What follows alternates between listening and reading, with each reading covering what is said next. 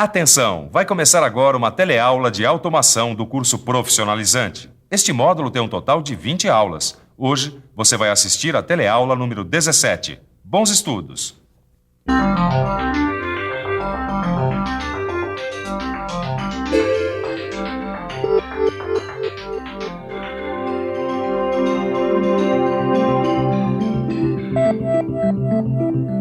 Na nossa teleaula de hoje, você vai fazer uma viagem pelo mundo da ficção científica. Você vai conhecer os robôs. Os robôs. Só que eles estão um pouco exaltados, porque os robôs de verdade não tem nada a ver com os robôs de ficção científica. Como você pode ver, eles são feios, surdos, mudos e burros.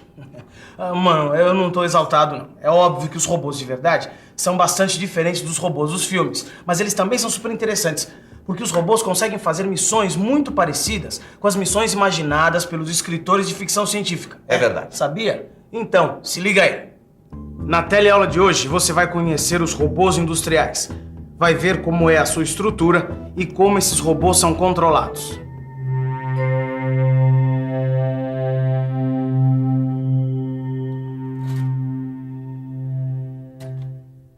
Sempre que a gente imagina um robô, logo pensa nos robôs dos filmes. Máquinas parecidas com os homens, com uma inteligência excepcional.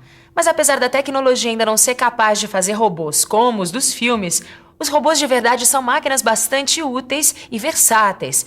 Dá até para dizer que são máquinas com 1001 utilidades. Afinal, hoje em dia, os robôs são usados para realizar desde atividades perigosas até missões em lugares totalmente inacessíveis às pessoas. Dá só uma olhadinha no nosso arquivo. Até um tempo atrás, muitos tesouros de navios estavam perdidos no tempo e no espaço, já que muitas vezes eles estavam em áreas perigosas e muito profundas, inatingíveis aos mergulhadores. Hoje quem sai em busca desses tesouros são os robôs. E são os robôs também que colocam satélites em órbita nas missões espaciais, que fazem análises de gases em crateras de vulcões, que mexem nos produtos radioativos das usinas nucleares. E claro, os robôs também estão nas atividades industriais, que são os robôs que você vai conhecer na nossa teleaula de hoje. Observando essas imagens, a gente pode perceber que existem diferentes tipos de robôs com diferentes estruturas e ainda diferentes aplicações.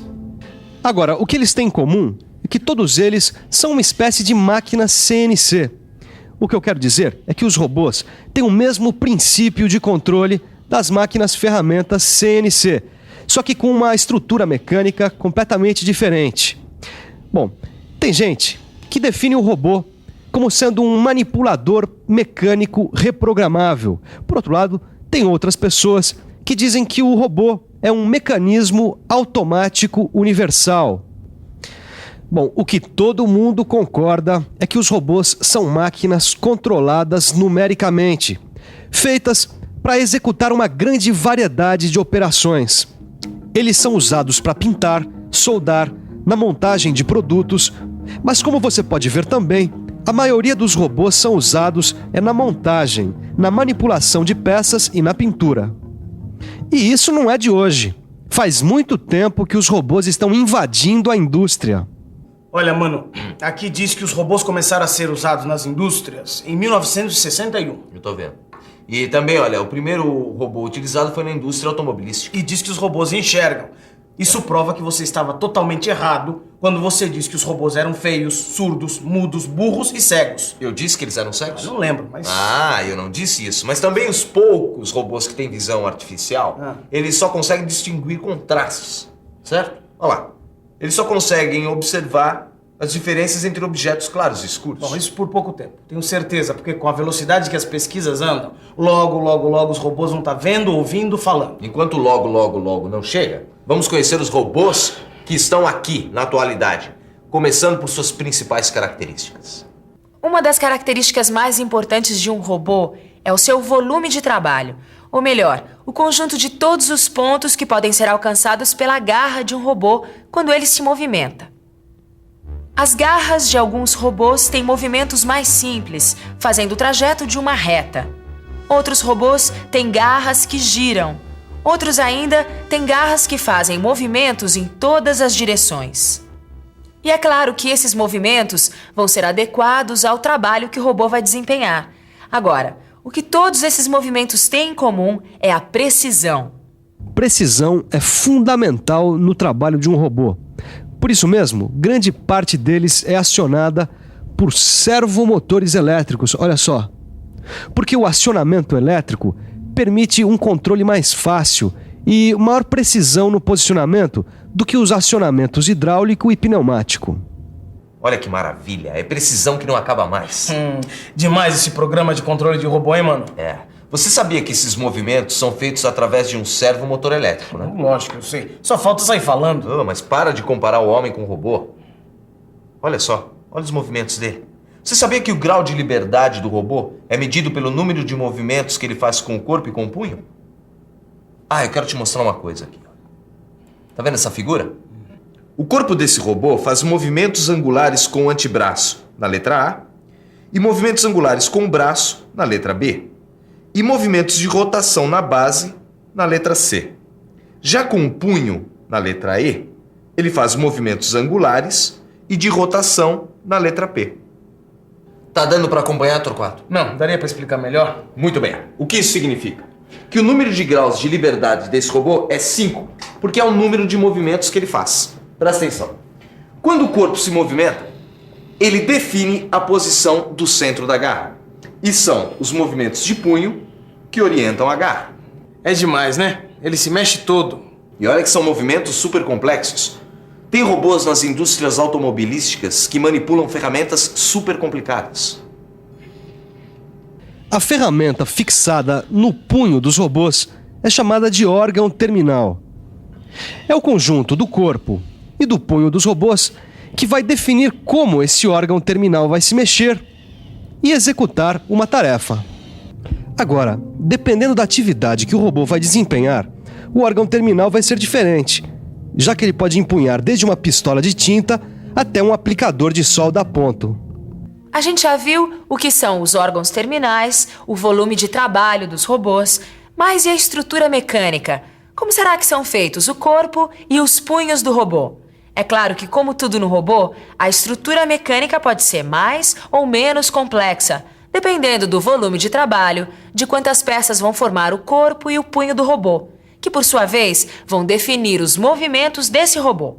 Olha, Torquato, as juntas se movimentam através do acionamento do servomotor elétrico e de sistemas de transmissão mecânica. Isso. E a estrutura deles ainda é composta por engrenagens, polias, correias dentadas, por sensores e por redutores de velocidade. É isso mesmo. Tudo mecânico e eletrônico, sem nervos nem músculos. Mas você insiste, né? Voltando ao que interessa, como será que os movimentos dos robôs são controlados?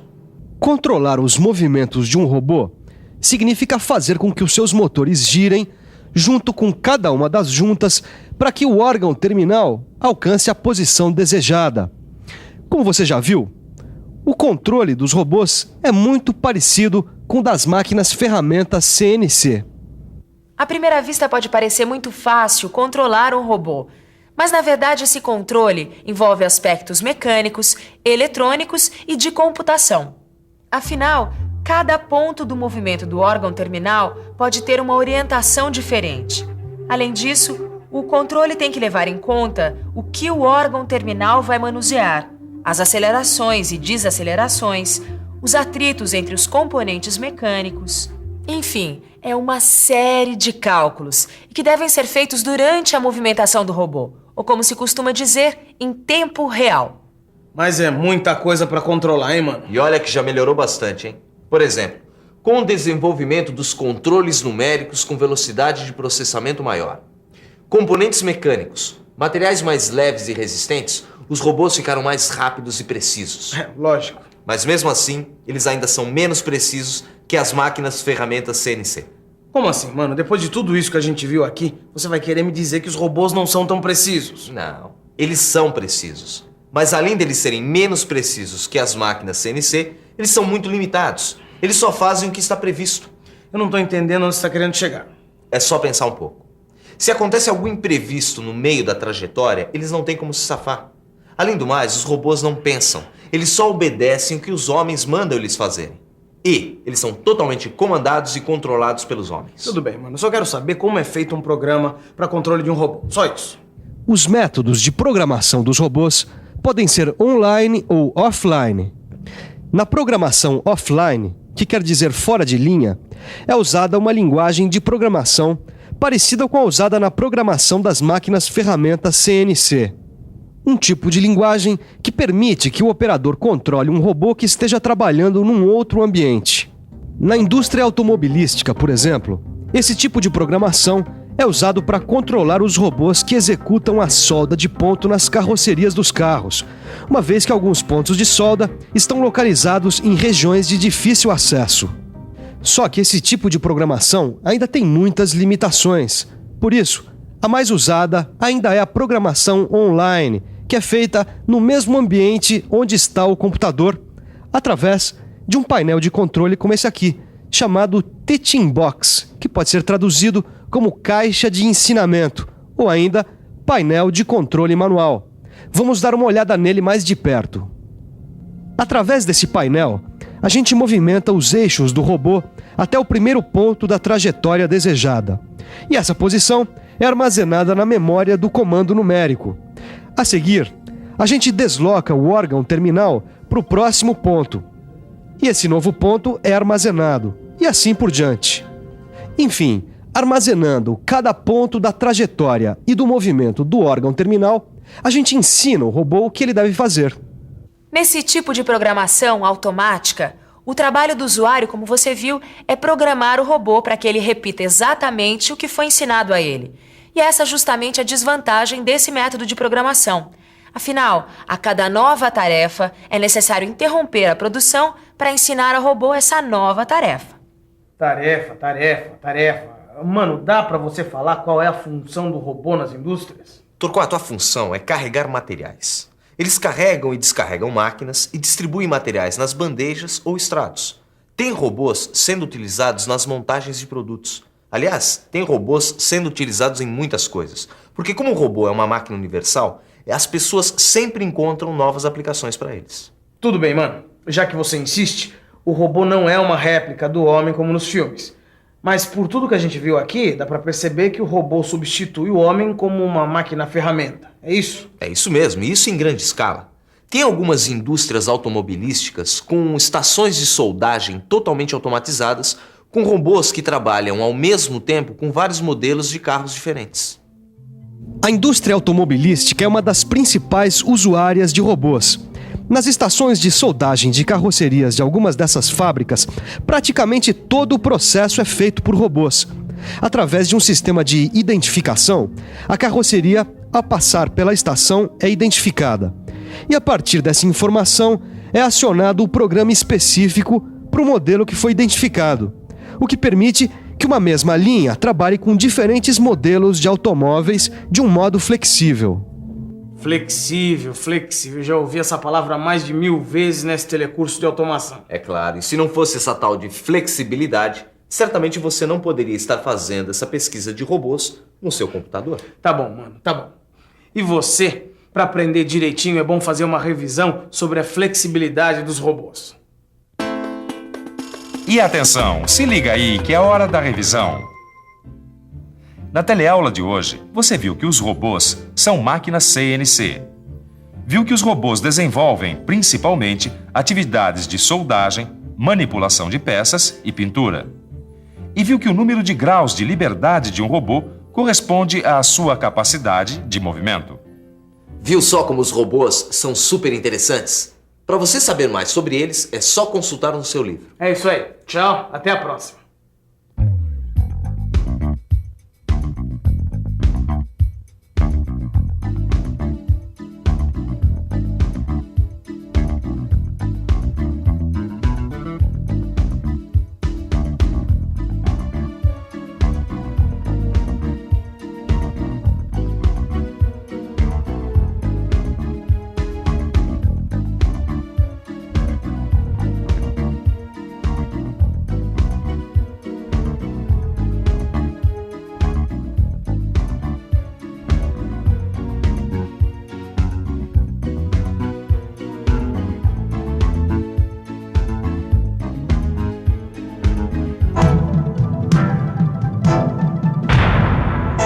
Telecurso 2000, um programa de educação do Sistema Fiesp e da Fundação Roberto Marinho.